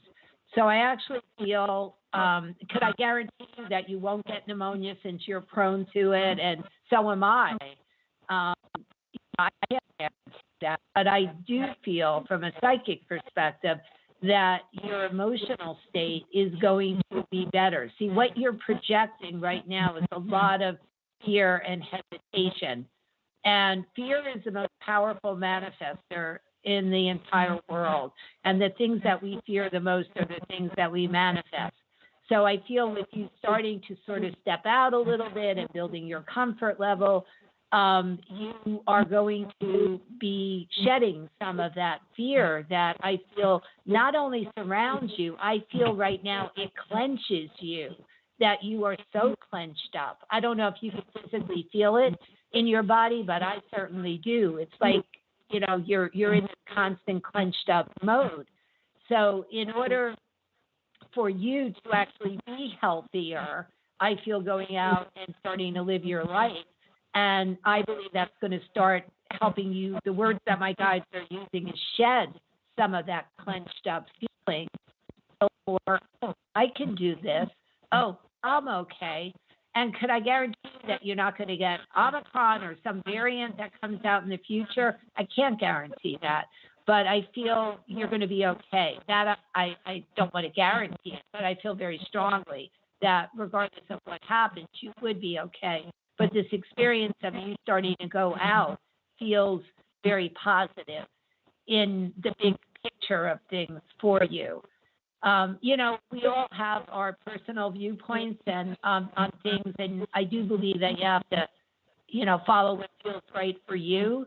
But I do feel that you starting to spread your wings a little bit, which I think is pretty appropriate to today's topic, is going to be very beneficial for you. And actually, God forbid you got some variant of this, I feel it would be strengthening your immunity. I mean, even the CDC and WHO is coming up with natural immunity is stronger and better than the vaccinations. But you sound like you're pretty protected in what you've done. There's plenty of breakthrough cases out there, but I feel you will be okay. I wouldn't want to see you do a 180 and suddenly, go out without any protection and go around sticking your tongue down some stranger's mouth, that you don't know, and, stuff like that. But do it cautiously and carefully. Build up your inner strength. See, what I feel this pandemic has done to many people, including you, and what it certainly did to me and probably all of us at the beginning, was it kept us in fear. And shed that fear, and you're going to let in the light, and that light is what's going to guide you and protect you. So I feel you're headed in the right direction. You don't know what. Sticking my tongue down a stranger's throat sounds pretty enticing right now. I did that. Okay, can we get it? Can we form a line? I did that as an extreme example because most likely, when you would go up to a stranger on the street, stick your tongue down their throat, but that was an extreme example. But thanks for your call, to me, that would be. Thank you so much. Thank you. Okay, bye-bye. All right, good luck to you. Take care. Bye. All right, bye-bye. All right, who else do we have tonight? We have Carrie. I think you'll find this an interesting call. Okay. Carrie, you there? Carrie? Hello? Maybe they're muted. Maybe you're muted, Carrie. Can you try that? Otherwise, we'll go back to them after. Okay, we'll come back. So we have 26 minutes left. All right, so we have how many callers? We have a lot of callers, right? I just want to make sure I don't go over people who've already gone over. 1, 2. Yeah, we have still a few more. What do you want to do? Do you have stuff that you wanted to talk about? Because I kind of myself. About. No, go ahead. I think you have good stuff here. Let's cover the point that you are most critical in making, and give that 10 minutes or so, and we'll see about another call. All right. So I think we talked about angels. I know that they exist. I have many that I work with. I think the key issue is that most people say to me is, how do I communicate with them? How do I connect with them? actually suggest as a starting point is pretty much what I did, not with the ones that I have for my channeling, but there are many websites out there that will tell you based on your birth date who your guardian angel is. I think that's the starting point. And at that point, a lot of people don't realize that the best way to communicate is to talk. Just start opening and sharing. Sometimes, like when I started with Haniel, I was very intrigued because I felt it. I felt her energy. I mean, more so than Raziel. It took me about a year to even connect with Raziel. I was so focused on Haniel. So it's read about them, get the essence of who they are and what they represent, and embrace that. And like I said before, learn how to lean into that energy. And that's just like if you have a friend or a partner or anybody around you that is strong in certain areas, they're not. Just rely on them, lean into that energy. And in doing that, what you're doing is letting it in. And that's the key. I mean, all of us, I believe, sort of walk around with armor on so that we protect ourselves from people, from stuff, from negative energy. And when you're working with an angel, you have to allow yourself to be receptive. And if you don't know how to do that, what I would actually suggest is imagine that you're opening a door or, somehow turning a knob, which will open a part of you up. Or what I do is I let in the light from my crown chakra. And when I'm doing that in any sort of meditative type of exercise, I first start out with some sort of prayer or connection to spirit and create some sort of circle of light and protection around me. And I trust whatever's coming in. And no darkness can exist in light. It just can't. So when you're allowing light into your body or into the essence of who you are, your soul connection, you're connecting with spirit. The thing to remember is that angels are spirit, and we're all not just here in a physical body. We have an emotional body, we have a spiritual body. So in essence, we just allow ourselves to open up and connect. Now, I have many clients that do connection with their angels through angel cards or journaling, and whatever works. I mean, there's a million different ways of doing it. There's another technique that is similar to what we used to do in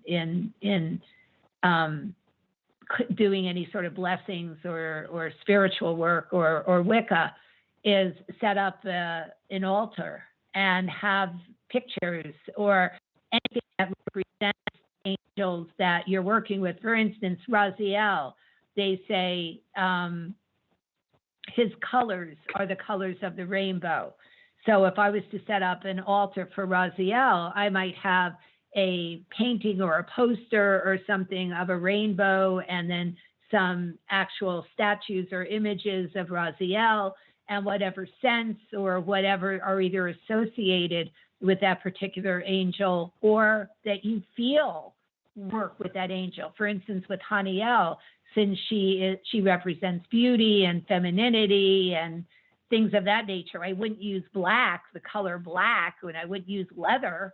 I would use roses or lace or things that would represent a softer energy, because in essence, when you're building an altar, it's energy that matters, and it's that response that you have to the altar.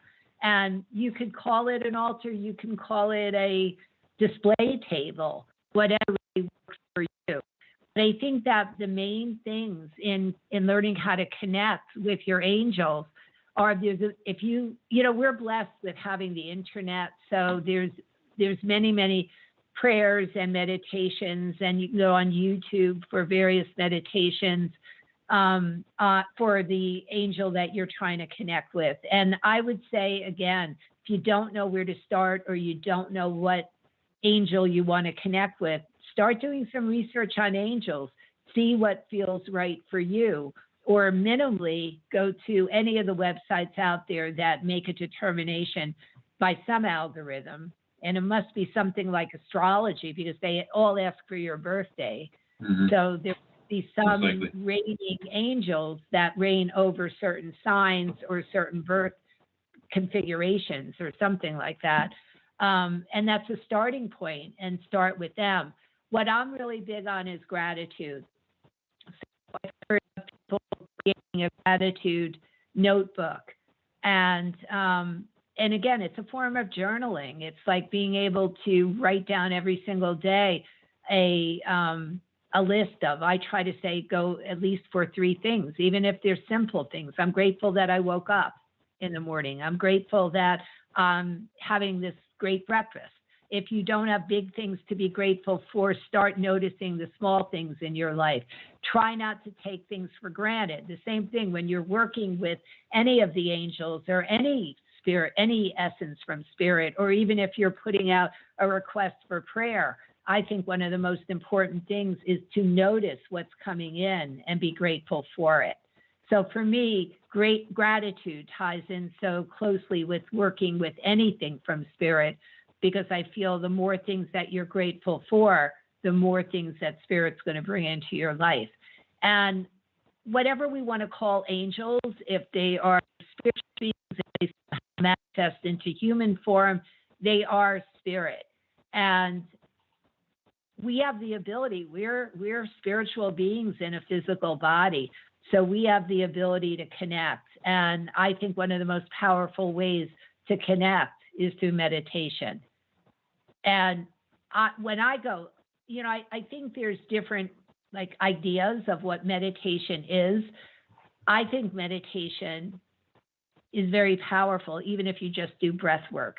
If you just follow the natural rhythm of your breathing, and that's all you do. You don't have to do anything else. I mean, that's a way to get clarity in both your head and your body. And it's almost like you synchronize. I feel like it's almost synchronistic breathing with the universe. You kind of connect in a way. But I think, well, Jim could talk probably better about meditation. I think meditation is nothingness, but a way to get to that nothingness is to follow a natural rhythm of your breath. And every single time a thought comes in, don't try to push it away or, be aggressive with the thought. We're all human. We're all going to have thoughts kind of pass by. Just be aware of it and let it drift away. But Jim, is there anything else that you could say about meditation? And then the only other thing that I want to talk about before we take some more calls is music, because I think some harps and different instruments are angelic. I just think they are. For me, they are. And I hear a harp, and I connect with any angel anywhere. But go ahead, talk a little bit about meditation or connecting. Meditation? Or connecting with spirit. How would you guide somebody? In South Asian culture like India or like Hinduism in India or Tibetan culture, and a lot of the other meditative groups in that area, they'll use what they would call devas, which is a god, as a form of as an object of meditation. So they'll use a statue. Deva, D-E-V-A? D-E-V as in Victor, A. Yeah. Actually, one of Destiny's daughters was named Deva after. So Deva is how it's often pronounced, and it's also, by the way, it's a cognate with the English word devil. It's related to it. Are you kidding? No, I'm not kidding at all. I never knew that. Yeah, it's possibly a sign of the fact that both of these words descended directly from Indo-European language called Proto-Indo-European. It's a created language that was done by taking all the cognates between the two languages and similarities and composing what the language must have been that they both came from, because that language would have all those parts in it. So it's called a proto-language because it doesn't really exist, but it's just a reconstructed language. I used to do a lot of work in historical linguistics, and so we would work on this kind of stuff. So anyway, Deva and devil are related, possibly because the devil's where the people, where the other side of the yin and yang of that culture and why they split up and went in totally different directions. Could be. I never knew that. Yeah. Wow. Anyway, so the meditation on these statues a lot of times is to try and establish a relationship or an interaction with them, and it's always either someone who's passed or it's someone who has who never came into physical. So we would call those possibly angels. A lot of people translate the word, for example, the dakini, the literal Tibetan word means sky goer or sky dancer or something along that line. Someone who goes to the sky or dances in it. That would be often translated. Yes, well, often translated into English as angel, and then it's of course been attacked as being a really improper translation because that being has nothing to do with this being. Dakinis are sometimes very aggressive and powerful and hostile beings. They don't like people getting in their way. But the ones that are supporting you are very powerful in the same way, only protecting you in that regard, in that way. So if you're looking for protection or if you're looking for help in different kinds of things, you would bring a deity and meditate and on their statue and enter into a conversation with them about how you would like to see your life change or things. But isn't that prayer? That's actually meditation other than prayer. It's not prayer because I'm not sitting here saying, "Oh God, I want your help." It's saying, "How are you? Here, have some food. It's really good to see you. Look at the beautiful day. Here's what's going on in my life, and here's what I would like." It's a real interaction. It's a back and forth between yourself and the deity. And you get to that point by breath work or meditation. That's how it starts. Yeah, right. Meditation or different rituals, all kinds of different ways that you can do. You can even do physical poses if you want to, like asanas, like yoga. Right. But the idea is to get your mind into a place where you can focus on and be centered into the statue in front of you, meditating on it, and then go into a whole place where you're actually conversing with the being behind the statue. It's not that you're praying to the statue; it's that you're talking to the power behind that statue that the statue represents. Yes, and that's even when I communicate with my guides or guardian angels. I feel like I'm dialoguing with them. Mm-hmm. I'm sharing and explaining things, but I am usually asking for help, unless they're helping me when I'm doing a reading. What's really kind of amazing to me is that when I find myself doing this and I ask a question, I always get an answer. It doesn't always make sense. It's not always, it's not like it's not like the same voice in my head that's talking to myself when I'm talking to myself silently. It's I understand. It's another place and another voice. I understand. And it's always like, oh yeah, I should have known that. But I remember a episode of Star Trek that I don't remember what the medical name was, and they were working on some alien being, and that knowledge from the alien being actually came to him. And he goes, "Oh, why didn't I realize that before?" Yeah, it's so easy. Like so it's obvious. Yeah, I remember that one. But funny. but it's not part of what we learn in traditional science or medicine. It's the same way, because those are what I call aha moments. Yeah. And that to me is purely being synchronistic or spiritual. Can we try Carrie again? We could try her again, and then if she's not there, we'll move on. Okay. To whoever else is on the phone. Carrie? We have, only about 10 minutes. Hello? Carrie, are you there? Hello? Hello, Carrie. Hi, sorry about that. It cut out a little bit. That's okay. Welcome to the show. Thank you for taking my call. Our screener seems to think that you have that Lady Fontaine may have a message for you. Well, I just have a question. I was led here tonight. I checked my email, and I've never listened. I'm a first-time caller to your show, but I got an email from Blog Talk showing shows that were on, and yours was one of them. And I had a Reiki session earlier this evening, so I just felt led here. When I tuned in, you were talking about a topic that I recently have in my past. I believe it was regarding a narcissistic person. I think that's what I picked up on. Oh, yeah. We did a show on narcissists. You might want to go back and listen to it. Yeah, so I know I was here for a reason, and I put my hand up. So I'm open to anything.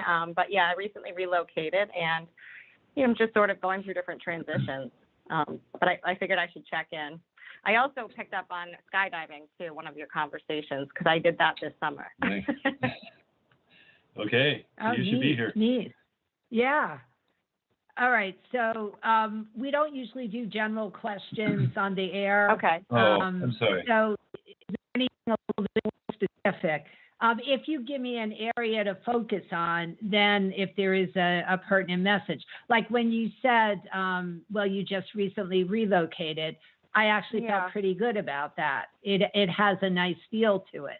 So give me some area to, because it's like trying to, while we're on the air, we have limited amount of time, and it's like trying to read a dictionary in 5 seconds flat.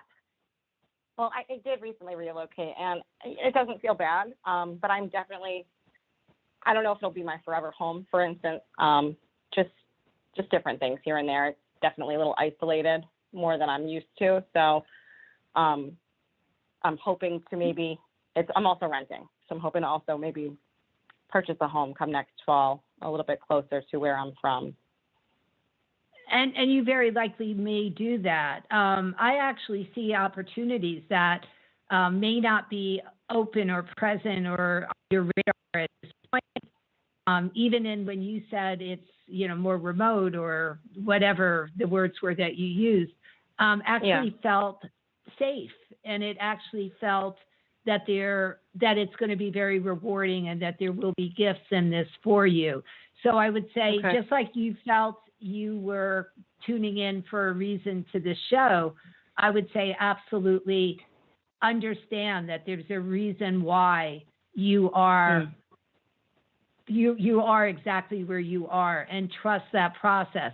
I don't want you shutting down any doors, and I don't want you closing any doors, because I think that you sort of have a preconceived notion, and what you're starting to do is live in the future instead of living in the moment.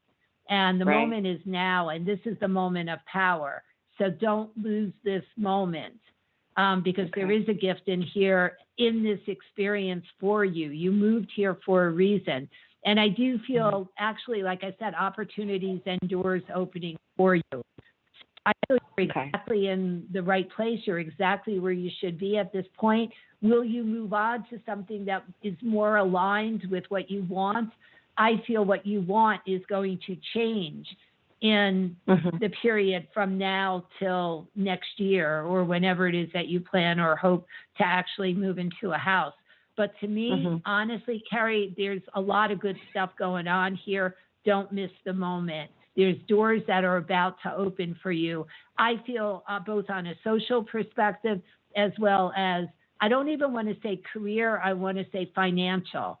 So I don't know if that means anything to you at this point, but there are doors that are about to open up for you.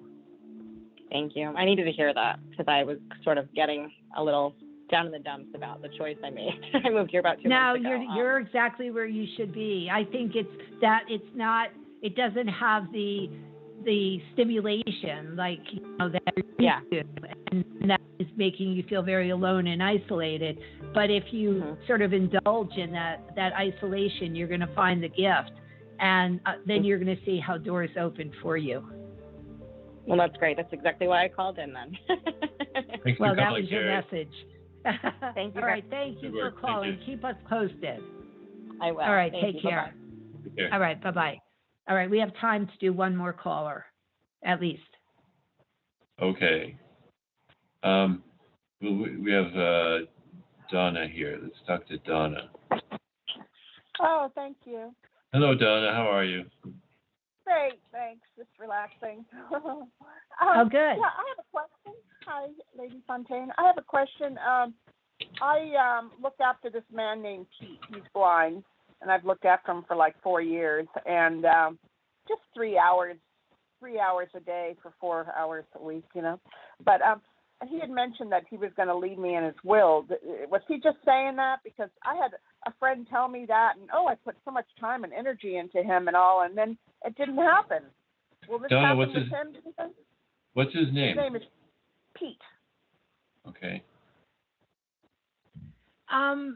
You know, I feel a lot of what he's saying is just words, but I do feel a very strong potential that he will leave you something. He may not leave you his entire inheritance, but I feel when he says it out of gratitude. It's his way of saying thank you to you. It's sort of like a form of gratitude and appreciation for you. But Christmas gave me $500, so that was sweet. You know. Yeah, which I think is pretty nice. But I do feel that there's a very strong potential that you will get something. You know, again, I would be surprised if he ends up leaving everything that he owns to you. But I do feel deep gratitude. There's another friend. She's a woman. They've been friends for 10 years, and that's it. You know, just her and I. And he's very well to do. I do believe you will get. I do believe you will get something. You know, I don't know if he's going to split it in half. I kind of feel there's some level of planning that he does in his brain, but it comes through that when he says it out of gratitude and to let you know that he appreciates you, but it also comes through with authenticity. So my gut feeling is you will receive something in his will. But what I'd like you to do is don't hold on to that, because you'll squeeze the energy out of it with wanting and waiting and all this other stuff. Trust it. Just trust it and go more with the premise. If it happens, it happens. If it doesn't, it's like, you know, change. Plus, we don't realize that when we do, and I talk about this a lot on the show, but when we start holding on to something, we squeeze the energy out of it and we end up making it almost, it either gets delayed or we stop it. We prevent it from happening. So just trust the process. You didn't have it before. You have the potential of having it now. Yeah. But I believe you will get something. Oh, good. That's nice. It's just something to look forward to later, you know. Yep. But live in the moment. I mean, you know, be there and do the work that you're doing, watching over him from whatever that goodness of your heart is. I thoroughly enjoy it, and I enjoy him, and I really care for him a lot, you know, as a person. Yeah. And make sure you deliver that message. I think that's important for him to know that. That's right. Oh, yes, I tell him. Yeah, I do. Good. You know, to make him feel good and stuff. Thanks for your call, Donna. I do that. Thank you. Thank you so much. All right, thank you. Bye-bye. You too. So that's about all the time we have tonight. Yeah. Any thoughts on what we talked about, Paul? Yeah, I think I definitely want to hear more about the specifics on some of these entities and spirits, and whether or not they are able to take physical form or whether they are cross-dimensional. All those things are very interesting to me, and I think this could be a whole other show too. So, lots of good. Could you write down some of these questions? Because I'm not going to remember cross-dimensional and all this other stuff. Sure. I believe they are. I got immediate validation that they are. I mean, they're multidimensional. They're way beyond what we as humans can even filter into our brains, what they truly are. Yeah, I think Jim had even touched on that in past shows, that they are able to pass through time and space and into other realities that we can't even conceive of. So I'm very interested in those topics too. Oh, interesting. Well, it sounds like I was once told by a teacher that the reason we take on physical bodies is so that we can have time and space. Oh, wow. So you can get anchored for a time. I love that. Mm-hmm. That is something. That is profound. Yeah. I do think we could make a expansion of this show into multidimensionality or whatever we want to call it. Yep. Well, we have 10 seconds left, so let me just thank all our listeners and viewers who listen to us on Blog Talk Radio or watch this live streaming. We definitely enjoyed hearing from you. Our next show is Thursday, February 10th at 8 p.m. Eastern Standard Time. Please reach out to us at radioshow@ladyfontaine.com for more information. Thank you so much and good night. Good night. Another great show, thanks to our callers and wonderful listeners. Be sure to follow us here on Blog Talk Radio and on Facebook. Check back regularly for info on our next show here on Blog Talk Radio on Thursdays at 8 p.m. Eastern Time.